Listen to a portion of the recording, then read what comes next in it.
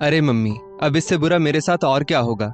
मैंने सोचा था कि मेरे देवर सचिन की शादी होगी, देवरानी आएगी तो मुझे अपने सास ससुर से छुट्टी मिलेगी। इतने साल तक सब मजे से रह रहे थे ना। फिर पिछले साल मेरे सास ससुर मेरे यहाँ क्यों आ गए। कितने सपने सजाए थे मैंने कि देवरानी के आने के बाद ये लोग उसके साथ रहने चले जाएंगे। पर हुआ क्या, ये लोग तो बीमारी की तरह मेरे घर में डेरा जमाए बैठे हैं, जाने का नाम ही नहीं लेते हैं। बबीता अपनी माँ कामिनी जी से फोन पर कहती है। कामिनी जी बोली, क्यों, अब क्या कर दिया तुम्हारे सास ससुर ने जो इतनी चिढ़ी हुई हो। बबीता बोली, अब देख लो ना माँ, मेरा देवर सचिन अपनी पत्नी को लेकर विदेश चला गया है और मेरे सास ससुर ने अपना घर किराए पर चढ़ाकर हमारे घर पर डेरा डाल लिया है। मानो सास ससुर ना हो, कोई वायरस हो जो चिपक गया है। कामिनी जी बोली, अच्छा, अपना पुराना घर उन्होंने किराए पर लगा दिया और उसका किराया वो किसको देते हैं। बबीता एक पल को रुकी और बोली, हाँ, उस किराए का 2/3 पैसा हमें ही देते हैं, पर घर में काम कितना बढ़ गया है। और ये सोचिए कि मेरे घर में जगह भी तो घिर गई, एक कमरा तो कम हो गया ना। प्राइवेसी नाम की तो कोई चीज ही नहीं रही। हर वक्त हम उनकी निगाहों के सामने रहते हैं। एक डर सा बना रहता है कि कुछ भी गलती हो गई तो लंबा चौड़ा लेक्चर सुनो, और क्या। कामिनी जी बोली, पर बेटा ये भी तो देखो, उनके रहने से तुम बच्चों से फ्री तो हो गई हो। बबीता गुस्से से बोली, अच्छा, फ्री हुई हूं, बच्चे भी अब उनकी ही बातें सुनते हैं, हमारी तो सुनते ही नहीं। बच्चों को भी क्या मालूम कि उनके दादा दादी ऐसी बीमारी है जो हमारी जिंदगी को खाती जा रही है। पता नहीं इस मर्ज का कोई इलाज भी है कि नहीं। तभी बबीता का 9 वर्षीय बेटा पीयूष हैरानी से बोला, बीमारी? कहाँ है बीमारी? किसको हो गई है बीमारी? कहीं ये कोरोना वायरस फिर से तो नहीं आ गया मम्मी? क्या आपने उसे देखा है? बबीता ने धीरे से फुसफुसाकर अपनी माँ से कुछ कहा और फिर फोन रख दिया। फिर अपने बेटे को समझाते हुए बोली, अरे पीयूष बेटा, कुछ बीमारियां आंखों से कहाँ दिखती हैं, वो तो बस ऐसे चिपक जाती है कि जल्दी जाने का नाम ही नहीं लेती, जैसे तुम्हारे। अभी बबीता आगे कुछ कहती उससे पहले ही उसके सास ससुर मधुरिमा जी और किशोर जी ने रसोई में प्रवेश किया। मधुरिमा जी बोली, बहू, बच्चों को ऐसे डराते नहीं हैं, और पीयूष बेटा, कोई बीमारी ऐसी नहीं होती जिसका कोई इलाज नहीं होता, और जहां हम सब एक साथ हो वहां बीमारी कैसे आ सकती है। चलो जाओ, तुम बाहर खेलो। बहू, रसोई का सारा सामान मिल गया है। कहते हुए मधुरिमा जी ने सारा सामान टेबल पर रखा और अपने हाथ धोने लगी। बबीता ठंडी सांस भरते हुए बुदबुदाई, अच्छा हुआ मैंने इनका नाम नहीं लिया था। मम्मी जी, क्या कहूं, आजकल इतनी नई नई बीमारियां आ रही हैं कि दिमाग का दही हो गया है। अब हर समय बीमारियों की ही बात दिमाग में चलती रहती है, तो बस ऐसे ही मुंह से निकल जाता है। आप हॉल में जाकर बैठिए, मैंने और कौशल ने तो चाय पी ली है, मैं आप लोगों के लिए चाय बनाकर लाती हूँ। मधुरिमा जी बोली, कौशल घर में है? मुझे लगा वो ऑफिस गया होगा। मधुरिमा जी के पति किशोर बाबू बोले, क्या कौशल घर में है? तबीयत तो ठीक है ना उसकी? कौशल बेटा, बेटा कौशल। पुकारते हुए किशोर बाबू कौशल के रूम में चले आए। पिता को देखते ही कौशल बोला, पापा मैं ठीक हूं, बस थोड़ा सिर में दर्द था तो सोचा आज घर से ही काम कर लेता हूं। अभी अभी चाय बनवा कर पी है, अभी बेहतर महसूस कर रहा हूं। मैं सो रहा था और आप लोग बाजार चले गए, ये अच्छी बात नहीं है। बबीता आप लोगों को कितनी बार मना कर चुकी है, फिर आप लोग बबीता की बात क्यों नहीं मानते हैं? कितनी बार आप लोगों से कहा है कोरोना फिर से दूसरे शहर में आ रहा है, और वैसे भी 60 से ऊपर की उम्र के लोगों को ही ज्यादा खतरा होता है, और मौसम भी ठीक नहीं है, तो आप लोग रिस्क क्यों लेते हैं? आराम से घर पर रहिए, आपको कुछ हो गया तो। मधुरिमा जी और किशोर बाबू एक दूसरे को देखने लगे और सोचने लगे कि बबीता ने कब मना किया हमें, बल्कि आए दिन वो ही तो हमें सामान की लिस्ट पकड़ा देती है, खुद तो घर से निकलती ही नहीं, बस इतना कहती है कि सुबह मास्क लगाकर जाया कीजिए। मधुरिमा जी धीरे से किशोर बाबू से बोली, बहू ने कौशल के सामने खुद को अच्छा साबित करने के लिए कहा होगा। खैर छोड़िए, वैसे भी आजकल की बहुएं सास ससुर को बीमारी ही समझती हैं।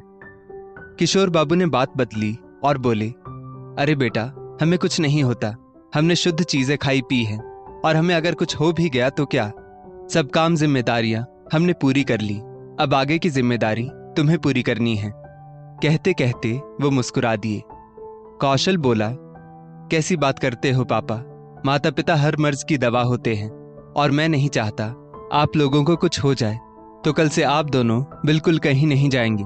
और मेरा भी तो काम ऑनलाइन होता है तो घर से ही ऑर्डर कर दिया करेंगे। बस मैंने बोल दिया, कल से आप दोनों कहीं नहीं जाएंगे। दोनों वृद्ध दंपति अपनी परवरिश पर गर्व महसूस कर रहे थे। वहीं पास में खड़ी बबीता गुस्से में लाल पीली हो रही थी। अचानक से कौशल बोला, बबीता एक और कप चाय बनाओ ना मेरे लिए, मैं भी मम्मी पापा के साथ फिर से चाय पी लूंगा। चलिए आप दोनों भी कपड़े बदल लीजिए और कपड़े वॉशिंग मशीन में डाल दीजिएगा, खुद मत धोइएगा। मैं या बबीता आखिर में मशीन चला देंगे। बबीता चेहरे पर झूठी मुस्कुराहट लिए बोली, मैं सबके लिए चाय बनाकर लाती हूँ, और फिर सबसे आंखें चुराते हुए किचन की ओर चली गई। अगले दिन किशोर बाबू ने देखा कौशल को हल्के बुखार के साथ खांसी भी हो रही थी। उन्होंने तुरंत फैमिली डॉक्टर को बताया तो डॉक्टर ने कहा, किशोर बाबू घबराइए नहीं, ये कोरोना नहीं, फिर भी ख्याल रखिए। अब बच्चा बीमार हो तो माँ बाप को चैन कहाँ मिले। चाहे बच्चा छोटा हो या बड़ा, उसकी तीमारदारी में वो जुट जाते हैं। कौशल के मना करने के बाद भी किशोर बाबू बाजार गए, उसकी दवाई लेकर आए और इधर मधुरिमा जी उसे काढ़ा बनाकर पिलाने लगी और बबीता से बोली, बहू थोड़ा इसके सिर पर बाम भी लगा दिया करो, इसे राहत मिलेगी। मम्मी जी, मैं आपकी पोती पूर्वी के हाथों में बाम भेजती हूँ, आप ही लगा दीजिए, मैं बच्चों को खाना देने जा रही हूँ। इतना कहते हुए बबीता वहां से चली गई। कौशल महसूस कर रहा था कि कुछ दिन से बबीता कोई ना कोई बहाना करके उससे दूर रहने की कोशिश कर रही है और बच्चों को भी उसके पास नहीं आने देती है। मम्मी पापा से ही उसके सारे काम करवा लेती, यहाँ तक कि बच्चों को सुलाते सुलाते उनके कमरे में ही सो जाती थी। आखिर बात क्या थी? रात में अगर कभी कौशल खांसते खांसते उठकर बैठ जाता तो मधुरिमा जी उसे गर्म पानी पिलाती, माथा सहलाती तो कौशल पूछता, मम्मी आप यहाँ, बबीता कहाँ है? क्या फिर वो बच्चों को सुलाते हुए उनके कमरे में ही सो गई? मधुरिमा जी बोली, बेटा मैं हूं ना, बहू को इतना काम होता है, थक जाती है बेचारी, हो सकता है उसे अपने बच्चों की चिंता हो रही होगी, तुम फिक्र मत करो। कौशल बोला, माँ कहना तो नहीं चाहता था पर मैं खूब समझ रहा हूँ। कुछ दिनों से जब मैं घर में रह रहा हूँ तो बबीता की हर एक हरकत पर मेरी नजर रहती है। घर में रहकर उसकी असलियत अब मेरे सामने आ रही है। सोच रहा हूँ जब मैं घर पर नहीं रहता हूँ तब आप लोगों के साथ कैसा सलूक होता होगा। अब मुझे समझ में आ रहा है, आखिर आप लोगों के आने के बाद उसने मेड क्यों हटा दी। यहाँ तक कि बच्चों को भी बस स्टॉप तक लाने और छोड़ने का काम आप पर और पापा पर डाल दिया। घर के बर्तन झाड़ू सब काम आपको थमा दिए। मधुरिमा जी एक पल को ठिठक गई, फिर बात को संभालते हुए बोली, नहीं बेटा, उसने कुछ नहीं कहा था हमें। अरे हमने खुद ही सोचा कि अब हम घर में रहते हैं तो थोड़ी मदद हो जाएगी, यही सोचकर हम खुद ही घर का काम कर लेते हैं। वैसे भी शरीर भी थोड़ा चलना चाहिए, वरना बैठे बैठे जंग लग जाएगा। बुढ़ापे का शरीर बीमारी से कम नहीं होता है, तुम ऐसा कुछ मत सोचो। कौशल बोला, नहीं माँ, आपको जो कुछ करना है कीजिए, पर घर के बर्तन झाड़ू पोछा और बाजार का काम आप लोग नहीं करेंगे। क्या आपकी जगह अगर बबीता के माता पिता होते तो उनसे वो ये सब काम करवाती? अपने माता पिता के लिए इतनी इज्जत और मेरे माँ बाप को वो कहीं बीमारी तो नहीं समझती है। मुझे सर्दी खांसी क्या हुई, उसने मुझे मेरे बच्चों और खुद से अलग कर दिया। क्या रिश्ते बीमारी जैसे होते हैं माँ? मधुरिमा जी कौशल के सिर पर हाथ रखकर बोली, नहीं बेटा, ऐसा मत सोचो, माँ बाप मर्ज नहीं दवा होते हैं। जिस दिन बहू को इस रिश्ते की समझ आ जाएगी उस दिन उसकी आंखों पर से पर्दा हट जाएगा। तुम आराम करो, ये सब मत सोचो कौशल। कौशल का सिर सहलाते सहलाते मधुरिमा जी भी थोड़ी अपनी पीठ सीधी करने लगी और वहीं सो गई। दीवार से कान लगाए बबीता माँ बेटे की बातें सुन रही थी। उसने तुरंत अपने कमरे में जाकर चुपके से अपनी पुरानी काम वाली रीना को फोन किया और बोली, देख तेरे बिना नहीं हो पाएगा, तुम 6 बजे किचन के पिछले दरवाजे से आकर बर्तन और सफाई का काम कर जाया करना, और पिछले महीने जो मैंने तुम्हें 500 रुपये एडवांस दिए थे उसे भी रख लो, लौट आने की जरूरत नहीं है। पर हम दोनों के बीच जो बात हुई है वो घर में किसी को पता नहीं चलनी चाहिए। रीना भी मान गई। अब सबके जागने से पहले रीना रसोई और साफ सफाई का काम निपटा कर पिछले दरवाजे से निकल जाती। 3-4 दिन बाद कौशल की भी तबीयत कुछ ठीक हो रही थी। वो 8 बजे जब सोकर उठा तो किचन साफ सुथरा देखकर उसने अपनी पत्नी बबीता की मन ही मन सराहना की और सोचा, चलो उसने बिना कहे उसकी माँ की तकलीफ तो समझी। थोड़ी देर बाद बबीता सबके लिए चाय लेकर आई तो मधुरिमा जी बोली, वाह बहू, आज तो तुमने सफाई के सारे काम अकेले ही निपटा लिए और सुबह सुबह नहा धो भी ली। बबीता बोली, जी मम्मी जी, बस नाश्ता बनाने जा रही हूँ। मैंने सोचा देर से सब शुरू करती हूँ तो सारा दिन रसोई और सफाई में ही निकल जाता है, इसीलिए थोड़ा जल्दी उठकर रसोई का सारा काम निपटा लिया। दुनिया में इतनी बीमारियां होती जा रही हैं, ना जाने किसका नंबर कब आ जाए। सोचिए, गरीब मजदूर बेचारे भूखे प्यासे कैसे काम करते होंगे। ऊपर से सर्दी में बारिश हो जाती है, तब तो उन्हें और परेशानी होती होगी। इसलिए मैं सोच रही हूँ अब रीना को वापस काम पर बुला लेती हूँ। आप क्या कहती है? मधुरिमा जी बोली, बिल्कुल सही फैसला लिया बहू तुमने। चलो खाना बनाने में मैं भी तुम्हारी मदद करती हूँ, काम जल्दी निपट जाएगा। इतना कहकर मधुरिमा जी खाली कप और बर्तन उठाकर किचन में चली गई। रसोई का सारा काम तो पहले ही रीना करके जा चुकी थी, तो रसोई को साफ सुथरा देख मधुरिमा जी बोली, अरे वाह बबीता, तुमने तो बर्तन भी धो लिए, रसोई कितनी साफ है। बबीता झट से बोली, मम्मी जी आप जाइए और अपने बेटे के साथ बैठिए, मैं बाकी का काम कर लूंगी। हाँ, सब्जी भले काट दीजिए, मैं सब्जी धोकर डाइनिंग टेबल पर ले आती हूँ। तभी बबीता के फोन पर उसकी माँ कामिनी जी का फोन आया और वो फोन पर बातें करते हुए काम करने लगी। मधुरिमा जी रसोई से निकली ही थी कि बबीता बड़बड़ाने लगी, अरे मम्मी क्या बताऊं, अभी अभी किचन से उनको बाहर किया है, किचन में रहेंगी तो कुछ ना कुछ कमेंट अवश्य करती रहेंगी। बहू बोला था ना, अच्छे से आलू को भुनो तभी पराठे टेस्टी बनेंगे। गैस खुली मत छोड़ो, जो बर्तन इस्तेमाल करने हैं उसे पहले अपने सामने रखो, काम हो गया तो नल बंद कर देना। पानी वेस्ट करना अच्छी बात नहीं होती है, और सामान इस्तेमाल करने के बाद उसे वापस अपनी जगह पर रखो तो किचन साफ सुथरा रहता है, वगैरह वगैरह।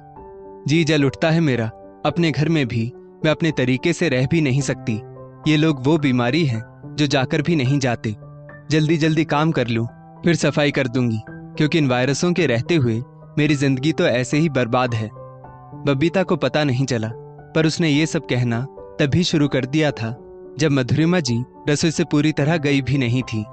उसके बाद तो मधुरिमा जी का पांव वहीं चौखट के पास ही अटक गया था और उन्होंने बबीता की सारी बात सुन ली थी। उनकी आंखें भर आई, पर उन्होंने कुछ नहीं कहा और चुपचाप सबके साथ बैठ गई जैसे कुछ हुआ ही ना हो। इधर बबीता का ध्यान काम में कम अपनी माँ से बतियाने में ज्यादा था, तो जीरे मिर्च का तड़का जल गया। वो खांसने लगी, उसकी आंखों से आंसू आ गए। कुछ ऐसी गंध पूरे घर में फैल गई कि वो फोन बंद करके छींकते खांसते रसोई से बाहर निकली।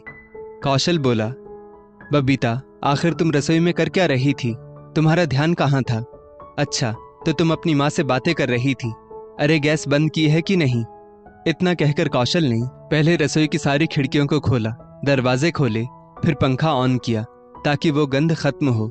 कुछ देर में सबने राहत की सांस ली, पर बबीता की खांसी तो रुकने का नाम ही नहीं ले रही थी।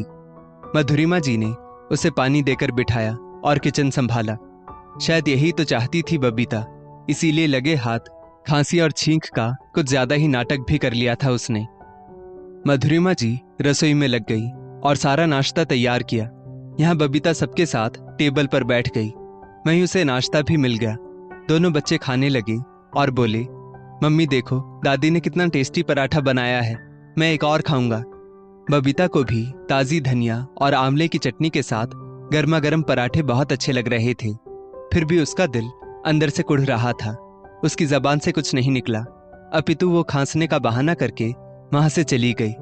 अब हर रोज वो खांसी सर्दी का बहाना लेकर अपने कमरे में ही बैठी रहती और सारा काम मधुरिमा जी से करवाती। उसे पता था मधुरिमा जी की आदत है खुद से काम करने की, वो रीना को काम नहीं करने देंगी। तो उसने रीना से कहा कि तुम बस झाड़ू पोछा करो, जब ये चली जाएंगी तब ज्यादा पैसा देकर मैं सारे काम करवाऊंगी। धीरे धीरे बबीता ने महसूस किया कि उसकी खांसी और सर्दी जा नहीं रही है, यहाँ तक कि उसकी सांस फूलने लगती है, हल्का सिर दर्द और बदन में हरारत भी रहती है। अब उसे डर लगने लगा था कि कहीं सच में उसे कोई बीमारी तो नहीं हो गई। कौशल ने उसे डॉक्टर को दिखाया तो डॉक्टरों ने कहा कि ये नया वायरस है, इसमें थोड़ी सी हिदायत बरतनी होगी। इधर किशोर बाबू और मधुरिमा जी ने सारा घर संभाल लिया। कौशल बाजार से सामान ले आता था। बच्चे दादा दादी के साथ रहते रहते जिम्मेदार हो गए थे। वक्त मिलने पर कौशल माँ की मदद कर देता। इस तरह से माँ बेटे को एक दूसरे के साथ वक्त बिताने का मौका मिल जाता। ये सब देखकर बबीता अंदर ही अंदर आग बबूला हो जाती थी। एक रोज मधुरिमा जी बबीता के सारे कपड़े धोकर समेटकर उसके कमरे में रखने आई और बबीता को चाय देते हुए उसके सिर पर हाथ फेरते हुए बोली, बहू, तुम चिंता मत करो, हम सब मिलजुल कर तुम्हारे घर को संभाल लेंगे। माँ बाप कोई बीमारी नहीं होते, बल्कि दवा होते हैं, जिनके सामने दुनिया की कोई भी बीमारी टिक नहीं पाती। ये बात तुम आज नहीं तब समझोगी जब मेरी जगह तुम और तुम्हारी जगह तुम्हारे बच्चे होंगे। बबीता की आंखें शर्म से झुकी हुई थी। वो समझ गई कि उस दिन की सारी बातें शायद मधुरिमा जी ने सुन ली थी। मधुरिमा जी हंसकर बोली, तुम जल्दी ठीक हो जाओगी, चलो अब एक बार थर्मोमीटर लगाकर देख लो। जैसे ही थर्मोमीटर निकालकर बबीता ने देखा, वो हैरान थी। बुखार कम हो गया। मधुरिमा जी की स्नेह से भरपूर निश्चल सेवा से बबीता की आंखें भर आई। अचानक से बबीता रोने लगी और बोली, मम्मी जी, मुझे माफ कर दीजिए। जब कौशल को बुखार आया था, मैं उनके पास जाने से कतराती थी। यहाँ तक कि अपने बच्चों को भी उनके पास नहीं जाने देती थी। मैं तो इस घर में पराई हूँ, फिर भी आप सब ने मेरे साथ कभी भेदभाव नहीं किया। मैं मूर्ख जो अपने सास ससुर को संक्रमण समझती रही, पर असल संक्रमण तो मेरे दिलो दिमाग में था, जिसका इलाज बाहरी संक्रमणों से पहले करना जरूरी है। इतना कहते कहते वो मधुरिमा जी के पैरों को पकड़कर रोने लगी। उसकी आंखों से पश्चाताप के आंसू बह रहे थे। वो बस इतना ही कह रही थी, मुझे क्षमा कर दीजिए, मैं आपको और पापा जी को बीमारी समझती थी, पर असल में मैं खुद में ही एक बीमारी लिए घूम रही थी, जिसे आपके प्यार ने मार डाला। इतना कहकर वो फूट फूट कर रोने लगी। बबीता की दवाई लेकर आए कौशल ने जब अपनी माँ और पत्नी की बातें सुनी तो दरवाजे पर ही उसके पांव रुक गए। थोड़ी देर बाद मुस्कुराकर वो अंदर आया और बोला, तुम तो बड़ी तेज निकली, अपनी सास के साथ साथ मेरी माँ को भी मुझसे छीन लिया। कौशल ने बबीता को कभी ये एहसास नहीं होने दिया कि उसने उसके और उसकी माँ के बीच हुई बातों को सुन लिया था, क्योंकि रिश्तों में कभी कभी कड़वे घूंट पीकर भी रिश्तों को संवारा जा सकता है। दोस्तों, इस स्टोरी को लेकर आपकी क्या राय है, नीचे कमेंट करके जरूर बताइएगा। और ऐसी ही और भी बेहतरीन वीडियोस के लिए हमारा पेज जरूर फॉलो करें। धन्यवाद।